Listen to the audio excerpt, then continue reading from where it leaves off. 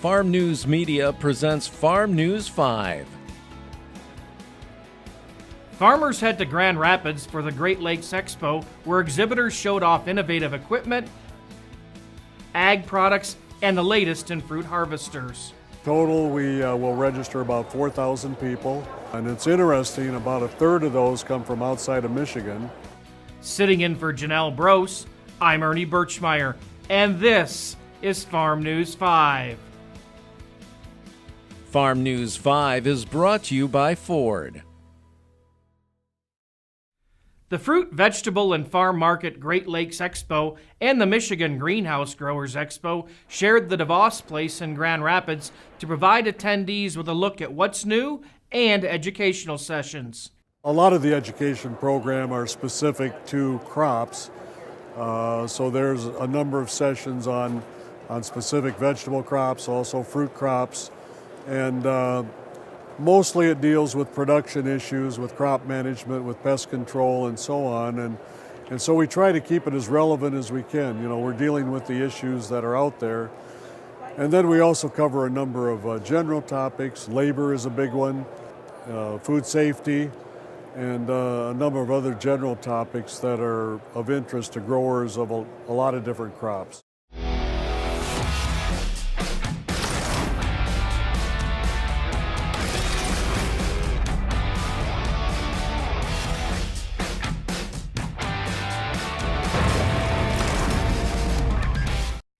Oxbow International was one of the Great Lakes Expo exhibitors, showing off their line of spreaders, sprayers, and specialized harvesters. Right here behind me, we start with a green bean harvester. So as opposed to a person who can pick a bushel an hour, here we're talking about a bushel a minute. So really helps a guy that needs to get some green beans harvested, and sometimes hard to find the help. So it's really an advantage on a piece like this for a guy to get his crop harvested. For 53 years, Phil Brown has been listening to the needs of fruit growers and building equipment right here in Michigan. This is what we call a power shuttle, which is, we did make some similar to this a long time ago, but we didn't have the hydraulic components we got today in that. So now with the high density orchards coming out with where they're planting 10 or 12 foot rows, getting in and out with a tractor, and that's a little bit more of a challenge than it used to be. Where this is very maneuverable, it's all 3 wheels drive. We're right in the fruit area, we work with the fruit growers, and they know what they need. And that's where, even after we develop a product, the feedback from them is extremely important. Yep, we cover Michigan. We cover trip and falls to falling limbs, big bucks and large trucks, from small startups to big business, and from cream to corn.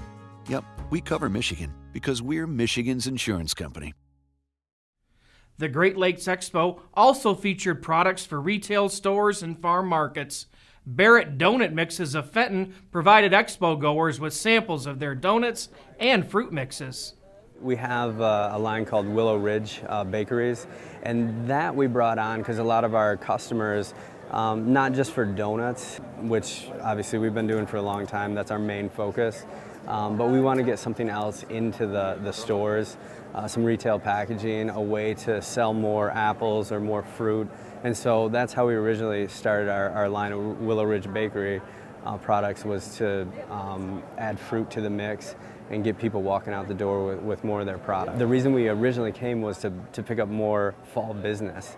Now we can't handle any more fall business almost. We're so busy because of this show and the people that come here, because we're marketing towards orchards, farm markets, people doing roadside stands, just to bring in more revenue outside of just the apples, just the blueberries, whatever they're doing currently.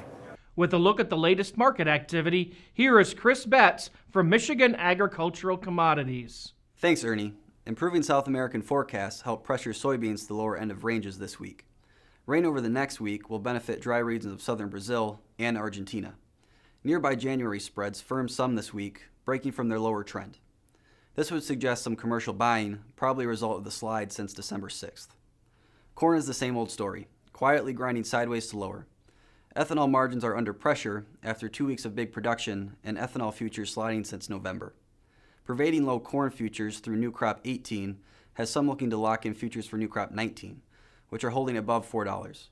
This represents a 20+ cent premium to December 18 futures, perhaps due to expectations for reduced corn acres as predicted by the USDA through 2028. Lower wheat futures have helped firm basis values, but end users are starting to gain adequate December coverage into the JFM slot. With a lack of commercial buying, futures have been able to push lower on the weight of big world stocks. Bulls will need to depend on talk of another year of decreased planted acres, as domestic demand is fairly constant and expectations for export business will be limited. For more market information, go to michag.com. With Michigan Agricultural Commodities, I'm Chris Betz. For more news and video, visit MichiganFarmNews.com. For Farm News 5, I'm Ernie Birchmeyer. Farm on, my friends!